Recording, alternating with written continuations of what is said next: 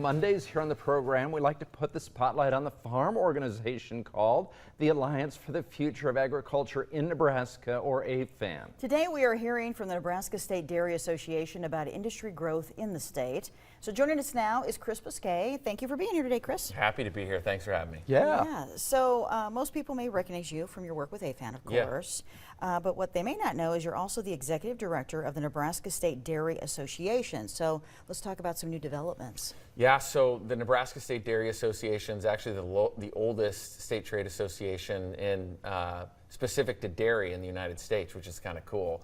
But our producers, when I came on board, wanted to focus on growth and development, and I've been on here quite a bit talking about what we're trying to do to recruit processing and dairy farmers. And over the past couple years, there's been $9 billion worth of investment in dairy, specifically on the processing side.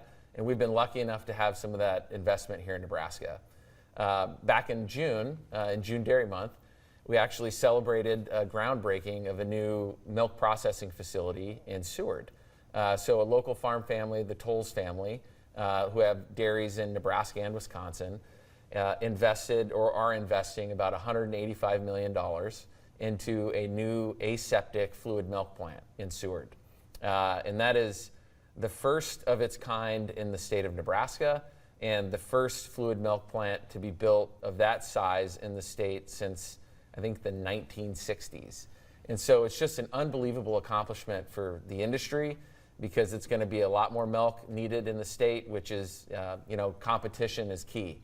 If you have competition, you have strong milk price, and farmers are happy at that point. And so we're really excited for them, and excited about the opportunity for the producers in our state. Yeah, I know you've had a lot going on. What is the timeline on that plant? Yeah, so it'll be fully operational in the first quarter of 2027. Okay. There'll be about 1.8 million pounds of milk, which that's about the equivalent of 20,000 cows will be needed to produce milk for that facility. And if you look at Nebraska's entire dairy herd, we've got just under 50,000 cows in the state. So that's almost over half of the production of the state is going to be needed to supply that plant, which means we get to build more dairies and our farmers get to expand. And so I'm really excited about that, and I think our farmers are too, and just really appreciative of the Tolles family and that project.